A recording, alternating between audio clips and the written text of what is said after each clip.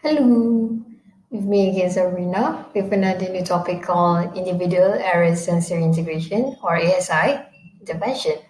Let's go. Brief information about intervention. So, what you need to know about this intervention is that is an intensive form of individual therapy. So, why is it called intensive? Because it is conducted 2 sessions per week, and usually each session will last around 45 minutes to 1 hour. And for a child, usually it will last around 2 years or can be more depending on the child.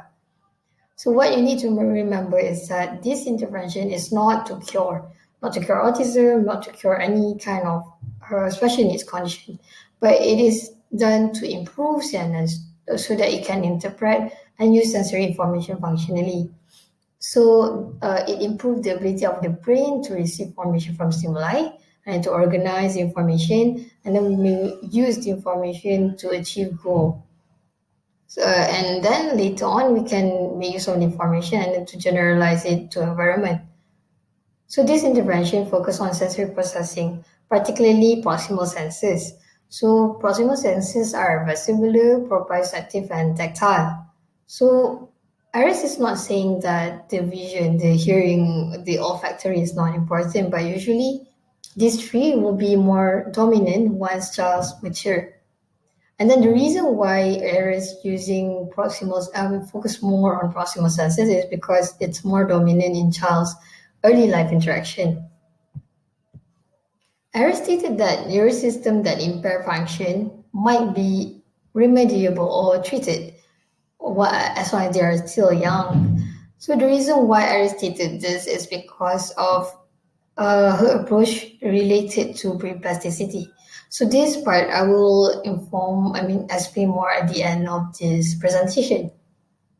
So again, this intervention is individual basis format. So you need to know their interests and challenges because it's not a one size fit all, but it's different for each child. So even though it's individual, anyone that use this intervention need to be mindful with opportunities and the environment. So if there's a chance that came out suddenly, either in the environment that we create or outside, we need to try to allow the child to get involved. So this will create better adaptive response for the child. There are four main keys in ASI intervention. So the first one is to strike balance between structure and freedom. So as a therapist, you need to know when to step in or allow the child to make decision.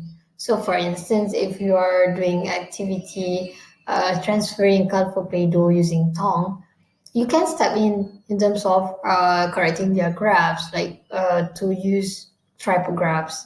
But then you need to allow them to make their own decision, like which color Play-Doh that they want to take first. Maybe they like blue or green. So to have that balance will be very helpful in terms of achieving the goal in mind. The second one is to have inner drive. So a goal will be easily to be achieved when there's inner drive in child. So you need to know the child's needs and interests because even though we are working on the goal, you need to remember that we are not focusing only to achieve but to also to enjoy.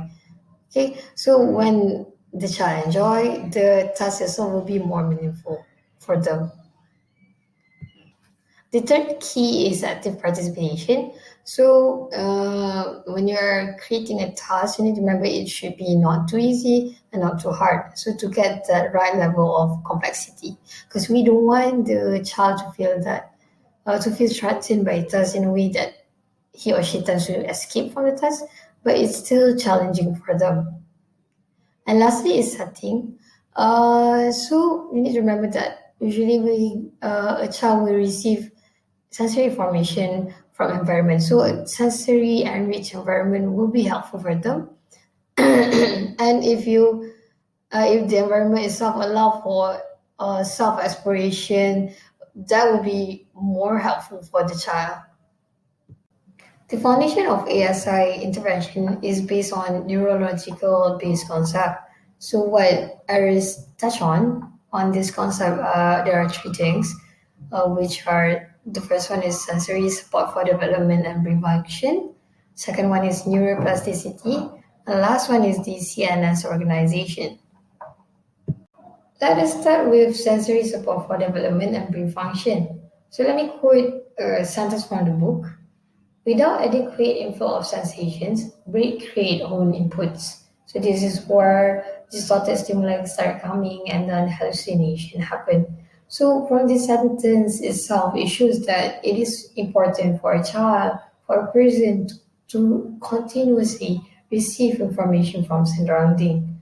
Because when you don't have that much amount of information, sensory information, it will lead to brain abnormalities and result to behavior disorders. So usually you will see this in institution with white walls and then gated area, and most of them are in straps.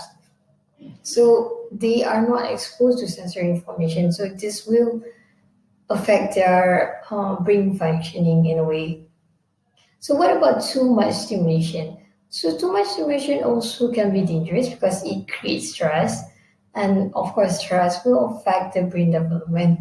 So what we wanted is that the person to have that courage to explore the sensory information from the environment, and then whatever stress that they face, they slowly cope with the stress. So instead of we forced to receive as much stimulation as possible, because this will reduce the ability of the person to cope with stress.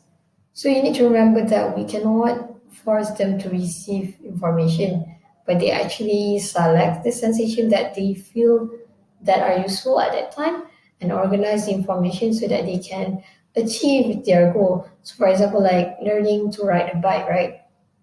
So they need to fall down a few times when riding bike so that they know when they feel like not balanced at the right side, then they need to move their body to the left. So from that repeated learning, by exposing them, they actually learn, they receive the information, they organize, and eventually achieve the goal, which is to ride a bike smoothly. So when you're able to select sensation and organize and then achieve goal, this is what we call sensory integration. And when you can apply sensory integration into various setting, various environment, this is what we call adaptive response. Neuroplasticity. So plasticity is ability of structure and function to be changed gradually by its own activity. So like I mentioned in the beginning of the slide, Ari stated that sensory impairment can be treated because of the linkage with brain plasticity. So Ari stated that brain plasticity can be changed. So change in terms of the structure and function. So when there's a change in the structure and function, there will be better sensory functioning, better brain functioning, and of course, better learning. So it is said that more exposure to environment, then there will be more adaptive response happen, and then there will be more changes occurs at neuronal synaptic level. So what kind of changes that you will see? So these sentences will be more using neurobiological term. So I won't go too detail on this.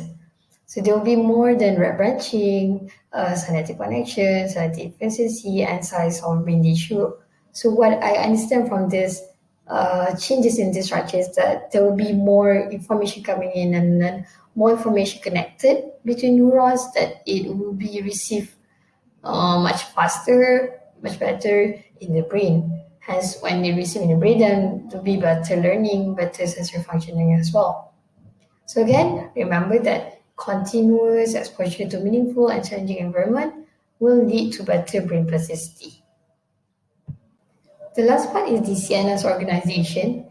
So in this part, it mentioned about hierarchic model, but then in the book, it doesn't really show the specific picture or figure of how the model looks like. So I imagine it to be like a tree or like a dendrite, at like the one you are seeing right now at the left side of the slide.